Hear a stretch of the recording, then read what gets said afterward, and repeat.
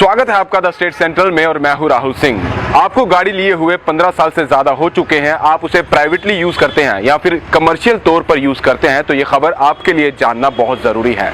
सड़क परिवहन और राजमार्ग मंत्री नितिन गडकरी ने नई वाहन कबाड़ नीति का ऐलान कर दिया है, यानी कि लोकसभा में व्हीकल स्क्रैप पॉलिसी को ऑटोमोबाइल सेक्टर के लिए महत्वपूर्ण सुधार करार देते हुए उन्होंने कहा है कि इससे सड़क सुरक्षा में सुधार होगा, वायु प्रदूषण में कमी आएगी और पेट्रोल डीजल की खपत कम होगी, साथ ही तेल आयात में भी कमी आएगी।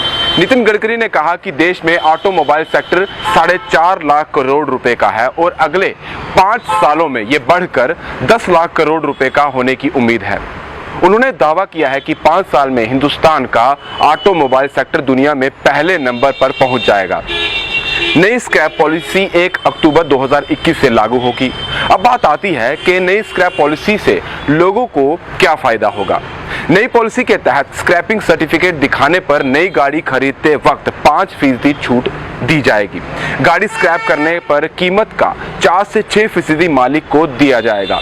इसके साथ ही नई गाड़ी के रजिस्ट्रेशन के वक्त रजिस्ट्रेशन फीस माफ कर दी जाएगी। साथ ही नई गाड़ी लेने पर रोड टैक्स में 3 साल के लिए 25% तक छूट की बात कही गई है। राज्य सरकारें प्राइवेट गाड़ियों पर 25% और कमर्शियल गाड़ियों पर 15% तक छूट दे सकते हैं। नई स्क्रैप पॉलिसी में डीजल और पेट्रोल के प्राइवेट वाहनों के लिए 20 साल तक चलने की इजाजत दी गई है। 20 साल से अधिक पुराने प्राइवेट व्हीकल यदि ऑटोमेटेड फिटनेस टेस्ट पास करने में फेल हो जाते हैं या रजिस्ट्रेशन सर्टिफिकेट रिन्यू नहीं कराते हैं तो 1 जून 2024 से खुद से रजिस्ट्रेशन खत्म हो जाएगा। फिटनेस में फेल होने पर गाड़ी स्क्रैप की जाएगी। हालांकि प्राइवेट वाहनों को सुधार का एक मौका दिया जाएगा, उसके बाद भी फिटनेस में फेल होती है तो गाड़ी स्क्रैप करनी पड़ेगी। 1 अप्रैल से 2023 से 15 साल पुराने कमर्शियल व्हीकल का रजिस्ट्रेशन समाप्त हो जाएगा। अब बात आती है कि पता कैसे चले कि गाड़ी स्क्रैप हो गई है। सरकार का कहना है कि गाड़ियों को स्क्रैप करने के लिए PPP आधार पर ऑटोमेटिक टेस्ट सेंटर और स्क्रैप सेंटर खोले जाएंगे। कोई वाहन इस ऑटोमेटिक टेस्ट को पास करने में नाकाम रहता है तो उसे सड़कों से हटाना पड़ेगा या भारी जुर्माना भरना पड़ेगा। जब लोग पुरानी गाड़ियां स्क्रैप करेंगे और नई गाड़ियां खरीदेंगे तो इससे सरकार को सालाना करीब 40,000 करोड़ का GST आएगा। इससे सरकार के रेवेन्यू में भी बढ़ोतरी होगी। विंटेज कारों की बात करें तो नई पॉलिसी में विंटेज कारों को शामिल नहीं किया गया है।